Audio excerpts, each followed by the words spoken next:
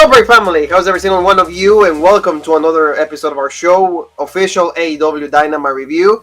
Let's talk about this show that got a lot of surprises. Also, a great main event. Finally, they did it right with the main event. Also, the opening match was pretty decent. In the middle, of course, AEW like to get a little bit in the middle. We don't really like sometimes the stuff that they do, but overall, I feel like pretty solid AEW Dynamite.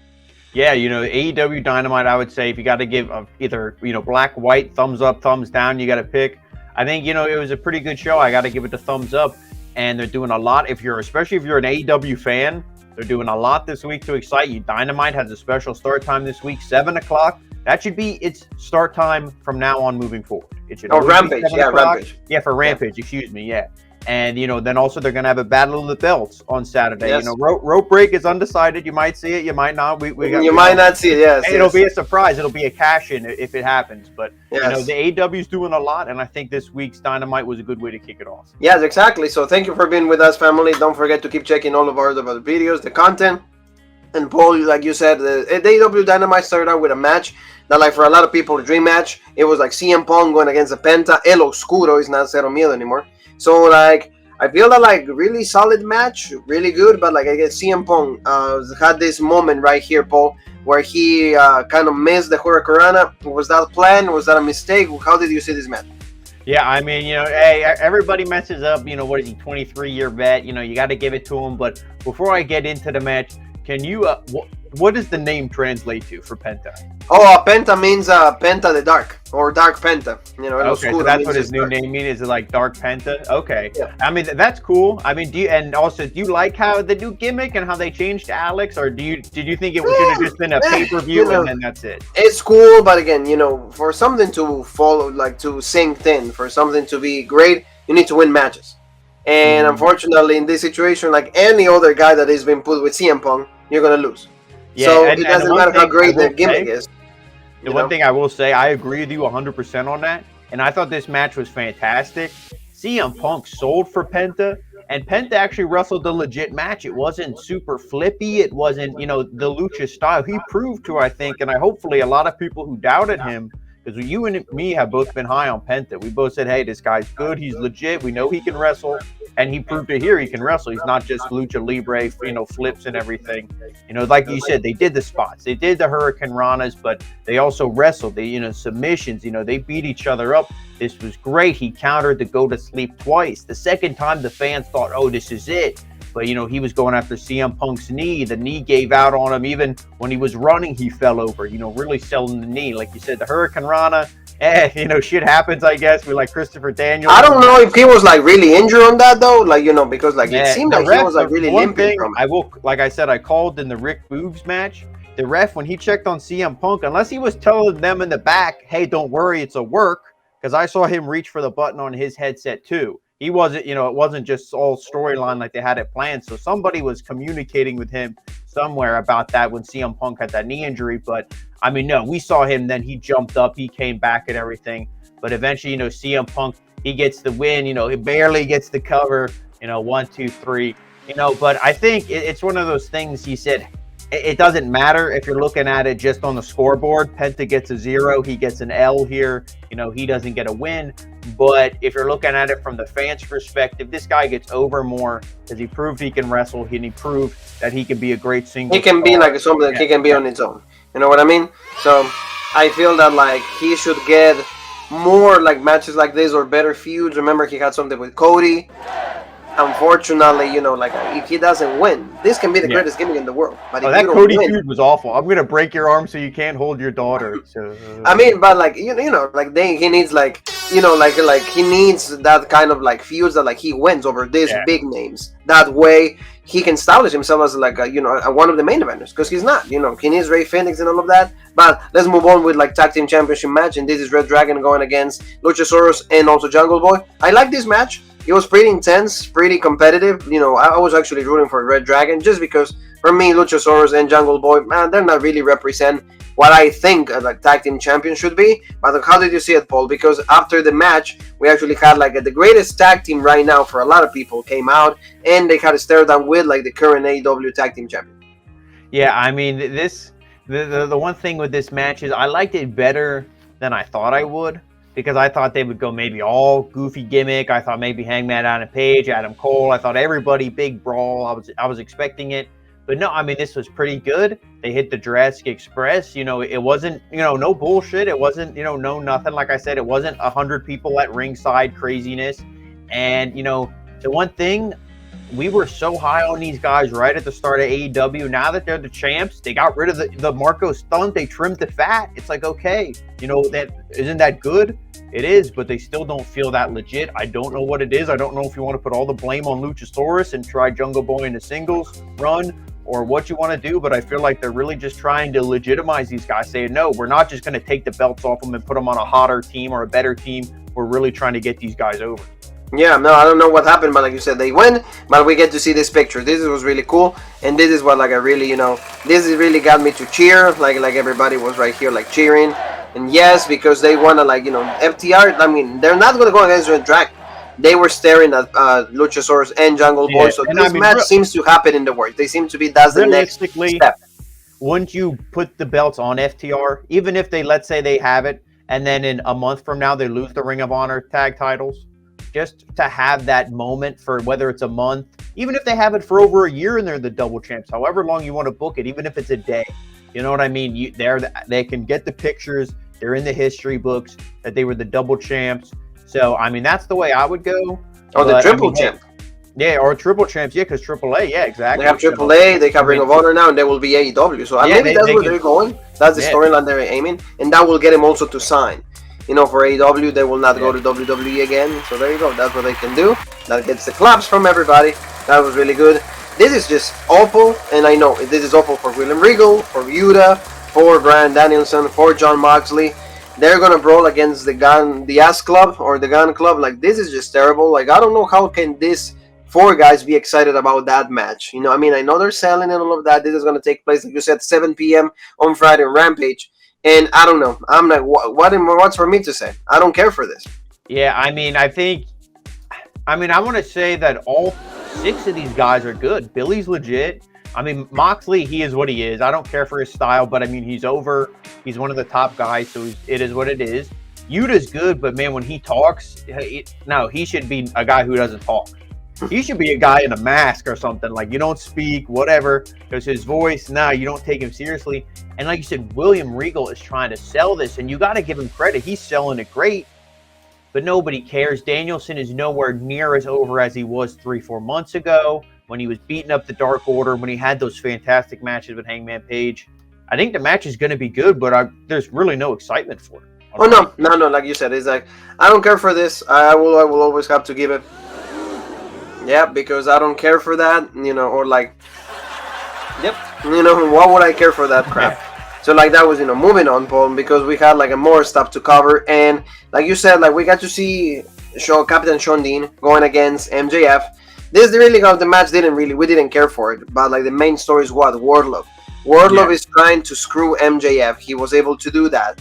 And I do like that spot when he's on the outside, and he has his back turned, and then he turns around and he sees Wardlow, and Wardlow has this big, goofy smile, and then he turns into a face. That was great. That was great. I'm going to fucking rip you in half. And then he shits his pants. He runs out of there. You see the security, everybody. Sean Spears, oh my God, MJF. You know, the ref is on the count of 9. I think it's Remsburg. And MJF grabs a mic. No, don't do it. I'll pay you triple whatever Tony's paying you. Don't count to 10. The crowd's like, don't do it. Don't do it. Count to 10. He counts to 10. MJF's out. Eventually, he gets to the ring, gets in his face. And, you know, Sean Spears stops this whole thing. I mean, what do you think of it? Is it getting it over? I mean, I don't think it hurts MJF, but we've seen this pretty much the same finish before with CM Punk. That's how Sean Dean got his first win against MJF. So. Well, no, yeah, like, I mean, like, is it getting over? Probably not, but like, that's the narrative that they're gonna keep giving you. You know, they're gonna keep doing that just for like what is like the next big event that they're gonna have. I don't know, double or nothing. And I really think that's all this is. This is just stretching this out as long as they can because they don't want to give you Wardlow and MJF because they know people want to see it. And that would be save that for like a pay-per-view. That will be pay-per-view, so that's probably what they're trying to do, and they will do. So, like, you know, I feel that it gets, like, at least, like, just because it's, like, I mean, like, the narrative, maybe, like you said, it's been done before, especially with MJF. They repeat themselves. Oh, I pay you more. Oh, you got to go through these trials, all this stuff. so get to me. So that's how like his character is. Like you gotta go through like so many levels. Should we just talk about all the MJF stuff? Because there was little clips throughout the night. Then you saw Wardlow. He was screaming on a video. You know, he grabbed the camera from the back. He's like, "I'm coming for you." You know, all this stuff calling out MJF. And then MJF, you know, he's like, "Until you let me out of my contract, I'm never gonna stop coming for you." And then MJF said, "Yeah, you know what? You are under contract. So pretty much what I'm going to do is, you know, I'm going to have it that you're booked somewhere that you're not going to be able to attack me." So who knows? Is he going to book him on another show? Who else wrestles on Wednesday? You know, I don't know what he means. Is he going to book or like for example, maybe Ring of Honor? You know, Ring of Honor could be like an appearance that he could do. Like, you know, they can do so many things. Yeah, that's what I mean. It's interesting to see how, you know, again, how they're going to prolong this till they get to a big show, big pay-per-view, something. Exactly. So let's talk about this poll really quick. Darby Allin just won the match with Andrade with El Idolo, and they're gonna have a coffin match because that's Darby Allin's specialty. I don't care for this a lot. No. I mean, if Andrade wins, cool. This needs to be, hopefully this is symbolic and this is the end and the bearing of this feud. Andrade is the biggest shitting of the bed, the biggest wet fart, the biggest just disappointment of, you know, AEW, or at least one of them. He came in there and we thought, okay, this guy, he's going to finally be able to be legit. Well, we're going to talk about another disappointment in a little bit, you know, Aleister Black or Malachi Black. Yeah. But, I mean, no, Andrade to me, I just don't feel it. I mean, in NXT, yeah, but here, no. Nah, I mean, like, you know, they whatever they tried to do with this guy, you know, is not working. I mean, he won at least the match. The last one that they had in the Sting, you know, there was all this confusion and everything. That was 2 Dynamites ago. But, I mean, this is just going to be like the end, hopefully, because I don't want to see it anymore. Because Darby Allin, again, he might win one title and then he feuds with everybody forever. But that doesn't... And this feud also includes the Butcher and the Blade and the Hardys in that awful embarrassment of a match last week, that tables match. And it's one of those things where, who is this feud for? Who is it? Nobody's getting over in this. Everybody looks like a bunch of bumbling idiots, unfortunately. No, exactly. So we don't really need to just keep going with that. It's not good. Hopefully, like, again, yeah, exactly. Let me give you, like, there you go.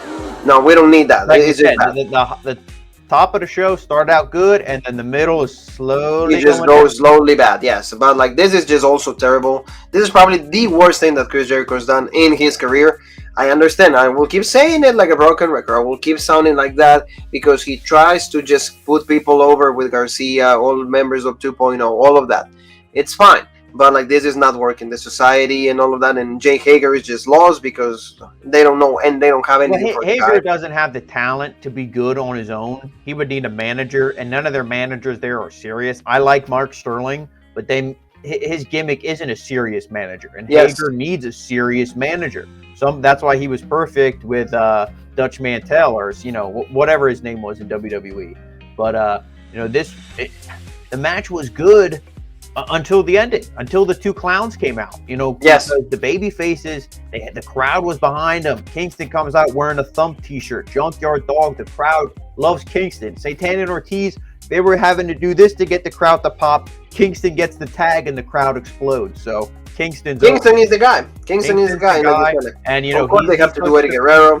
Yeah, just, you know, Kingston starts to make his big comeback. Jericho gets him in the back with the bat that causes them to get the win. And like you said, you know, I don't know. Jericho tries to get he doesn't have heat, as in, oh, we want to see you get beat up. We do, but we also wouldn't care if he just disappeared off television. You know, that's the kind of heat he has as well. No, that's what I mean. You know, I really don't need this. Good. And, you know, it's not good, and I don't know where he's going. I mean, Eddie Kingston is the only guy that is being benefit for all these things. You know, he's the one that gets the clapping. He's the guy that gets the cheers because, again, like this, ever since the match with Jericho, he's been doing really great. But other than that, you know, society. You know what I think it's leading to? You know what it's leading to? You know what it's leading to. Yeah. Say it. Yeah, I mean, is Jericho again with like Kingston? I think. Or No, the baby faces got to add 2 more guys because commentary kept saying they always have the numbers advantage. They always have the numbers advantage. Stadium Stampede. Stadium Stampede. You know, it's gonna get there. It's gonna get. You know, and I hate that. I just hate that because now they make it a pulling it right here first, rope break. Exactly, you get it first. So like remember Paul's words because he's always good when he predicts most of the things. He's 90% accurate when it comes to those things. So let's talk about something very quick that like it was a women's match. Marina Shafir. Why Roderick Strong? We saw him last on the match with Ilya Dragunov in NXT UK. We want to say hi a little bit, just a parenthesis. Pretty Deadly Paul are like the new NXT Tag Team Champions, and I'm so happy about that. Our boys like from NXT UK, nobody knows who they are, but we do because we do cover them. So like that we're gonna give it like a little bit of like, hey, clap into our voice. We're gonna cheer for the guys. We're gonna chant. Really cool stuff. But like Marina Shafir going against Sky Blue, this was just to put Marina Shafir over. Submission hold that she does right there. I mean, the match was pretty short, but in the end, she is the one that is targeting Jade Cargill for like the championship. And what do you think of her? Yeah, I mean, she looked dominant. She looked more impressive, I think, than Ronda Rousey. I mean, yeah, Sky Blue had a little bit of a comeback, but she shut it down real quick, like you said. I mean, she wasn't perfect. She wasn't, the best women's wrestler ever, but she looked dominant. She looked fierce. She had the facial expressions. And, Jade Cargill was no selling it. She's on her phone, not giving a shit. Sterling was there taking notes. He's like, Jade, are you watching this? And she's just, no selling it. So, you got to see, maybe this will be the downfall. Yeah, maybe, but I don't know. I still want Jade to be, portrayed good. I think they will, but maybe this will be something that says, hey, there's a crack in the armor here. Like, hey, yeah, maybe Marina's going to expose her in a way that nobody else has. Maybe, but like you said, Marina is looking really strong here. They're doing a great job making her like strong, confident, like it's a threat. Because nobody else did that. Even do something with Sterling to get a fuck finish, and then you can actually do something, oh my God, book a rematch. Yes, exactly. So that will be good. Yeah. But like you said, Aleister Black or like a Malachi Black, this was just promo more of the weirdness, the House of Black. Nobody really cares with because Fuego. The guy... We don't even need to talk about this because it was mumbling nonsense. The house controls everything, blah, blah, blah. But it's Fuego. This would be like The Undertaker being like calling out, not even Doink, Dink. Dink the Clown. Yeah. You want to come around. Do you need to do all of that for Fuego? Fuego? Are you kidding me? Malachi Black, done. I don't care how cool he looks. I don't care how good he was. It's like Triple H needed to have him and Andrade. He needed to lead them down the path because without him, they're lost. Yeah. No, I agree. Yeah, so they get the laugh because, like you said, it's just really bad. It's lacking all of the coolness that, like, Malachi had, or like, when he was feuding with Cody and everything. They brought the House of Black. It actually was like the biggest, like the worst mistake that they could have done because again, Murphy seems lost. Brody King lost. So like, I don't really. And you said Fuego. This is just bad. We don't need it, and we're gonna just also do. Yeah, This is another one. We can repeat it because they're trying to like portray Hook as like one of like this great guy and everything. A lot of people. And he's kind of booked like similar to Taz, where it's like he doesn't say much. He has the hood up with Taz. Well, Taz had the towel or like the black, cloth, whatever on his head. But you see, Hook. He's there with the hoodie. And this match is going to be good. Yeah. They sell it kind of bullshit, and it's always where Hook doesn't speak. And I'm like, okay, this isn't bad. That's just, hey, I guess that's just a modern promo now. A modern backstage interview is somebody's going to interrupt. It's like, you just got to deal with it because that's apparently how it is. Yes. But then the icing on the shit Sunday is Danhausen. Really? Like, that's just very... Oh, yeah. Like the guys, like that guy just completely, everything that looks serious, that looks legit, we kind of want to get into it. Danhausen shows up. And then the closing line of the segment is, Hook isn't affected by the curse of Danhausen. Am I reading a Marvel comic book or am I watching fucking wrestling? Fucking wrestling. Nah, that's what I mean. Yeah, there you go. I don't care. I don't care for it. It's just dumb. It's just stupid. This was a pretty good match. Tag team action. We got to see Keith Lee and Isaiah Swerve Scott, or like the Stir Kelling, whatever the last name is right now, when against Ricky Starks and Powerhouse. Really good stuff. It was like this show was actually on Ricky Starks' hometown. Really cool showing for him. It would have cool if he would have won. He would have pinned the guy, but like at least he had like good moments. The crowd was really selling for him. They were really upbeat for the guy. And Keith Lee's looking good. He lost this time, Paul, but at least with the effect of Taz. And Powerhouse is looking really great. And like you said, the guy is ripped. The guy is like, he could easily be world champion, either heel, babyface. This is the future right here. These two guys, the future for AEW. So you tell me that Powerhouse Hobbs beats Hangman Adam Page for the world title, and he's the champ for 6 months, looks dominant, gets a bunch of wins. You have him and Taz versus Roman and Paul Heyman. You tell me that wouldn't be a match of the ages people would want to see? Oh yeah, yeah. You know, I mean, but nobody wants to see Adam Page versus Roman. People No, no, Roman's gonna beat him. Remember when Omega was the champion? All these like pictures or like dream matches, or when Moose even had it. No, I don't see Adam Page against Roman. But before I fantasy book and go too far off the path, I mean, I like this match. Ricky Starks looked good in this thing. Like you said, he looked dominant. They really had him shine. The crowd was so hot for him. And, you know, Hobbs looked good. Him and Keith Lee had some interaction. The one thing with Keith Lee, and it's not even that he put on the weight, because we see he can still leapfrog. He can still jump. He can still do all the things he did before. But sometimes when he does stuff, I feel like he's moving in slow motion.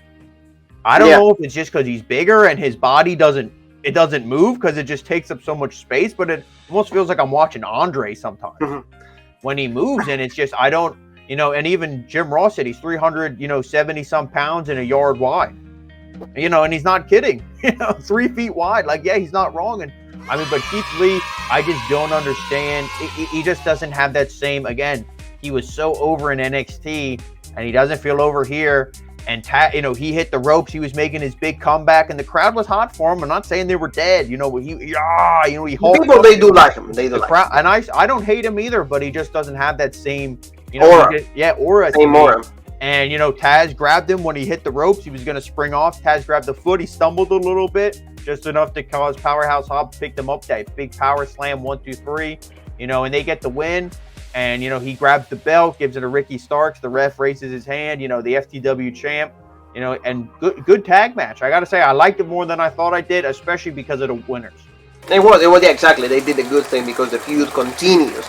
And at least, the Taz group, it's still like they're trying to at least give them more credibility. I like that when the groups get important wins. This is important for the Taz, for like the men, like the guys from the Taz Club and all of that.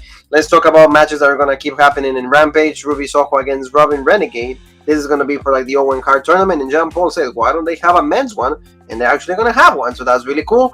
This is going to be the main event. And like you said, it's going to be at 7 p.m. And it's going to be Texas Deathmatch. Adam Cole against Hangman Page.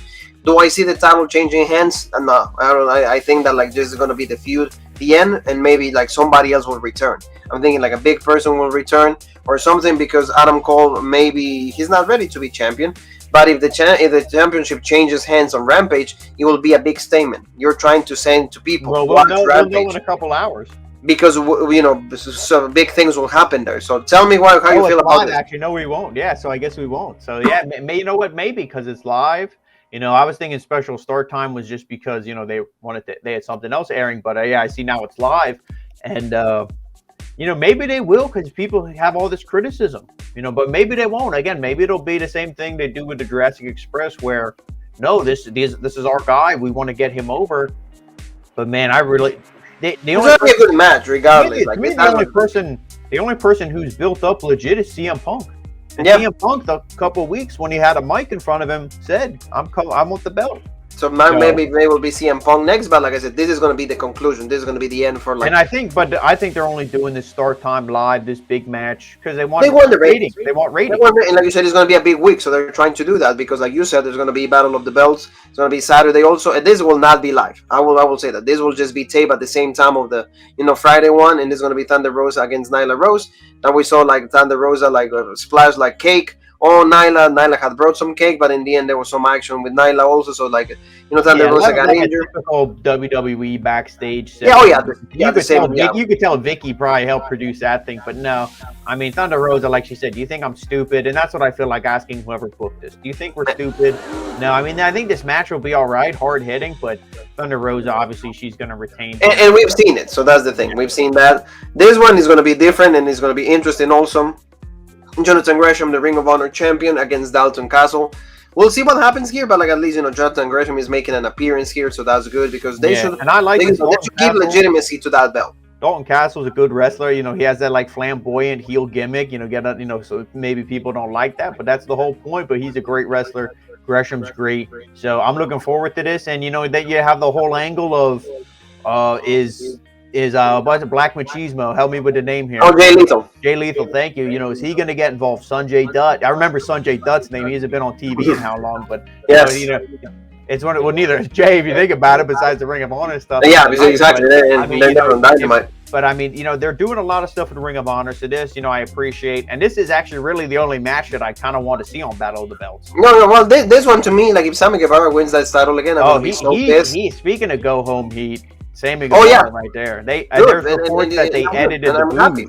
I'm happy, and I'm sorry, but like I gotta do that. I gotta clap everybody. I gotta clap the fans because he's getting a lot of heat for everything that is going on. With Tay Conti and all of that. I want Scorpio Sky to keep being the champion, or maybe Miro shows up. But I would just want Scorpio Sky to just remain champion. Sammy Guevara does not need that championship belt, so this is gonna be okay. I'm rooting for Scorpio Sky here. And other than that, I have nothing else to say on this Battle of the Belts. But at least AEW is trying to put a good week, kind of because it's the week after WrestleMania. So we'll see what happens. Yeah, I mean, I think this match will be good. Hopefully, Sky retains.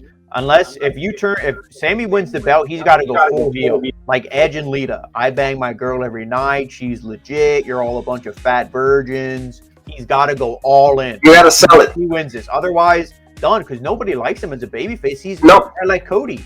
No, done. No. Right now with the helm of Tay, actually, he's like the biggest heel. He could actually, like I said, play it up, put more pictures with the title, like you said, keep teasing everybody. They're getting pissed off, so that will be okay. And we said Cody's going to debut. We also a big announcement for Tony Khan, so we'll see maybe more signing, or maybe a pay-per-view with Ring of Honor, something like that. It will be. Also, we're going to see Wardlow against the Butcher. This is going to be okay, but I don't know. Wardlow is going to get the win. We know that. You don't need to be like a scientist or any mathematician to know that. Britt Baker's going to go against the Neil Camella. So all of these things are going to happen. Also, remember Paul said, why don't you have a guys tournament? Jungle Boy against Kyle O'Reilly. This is going to be a good match when it comes to technique and all of that. This is going to be good. Yeah, I'm looking forward to this. This, and the one thing I will say, there's one match in the women's bracket I am looking forward to, and we actually saw a little bit of a promo for that too. And the one thing I say is what does Owen Hart have to do with women's wrestling? I'm sure if he was here today, he would, be a fan, especially of the good stuff we see. But you actually saw when Jamie Hayter said, "Hey, I kind of took the same path. I wrestled in Europe, I wrestled in Japan, I did all that stuff," and she had a match, because the fans wanted it. They booked it against Toni Storm, and she was just cutting down Toni, and she had a good promo. And then she's like, "Oh, you're not going to say anything? You're going to be bullshit." And Toni just walked away. So that's going to be that's a confirmed match, in the women's bracket. Yeah, exactly. So that's going to be great. So main event time, Paul. I know that he enjoyed this. He loved this from everything from top to bottom, and I know it was probably one of the how it started. Really hard hitting. They went at each other with the chops. They wanted both of their chests were all pink and all of that. Joe's whole body turned bright pink.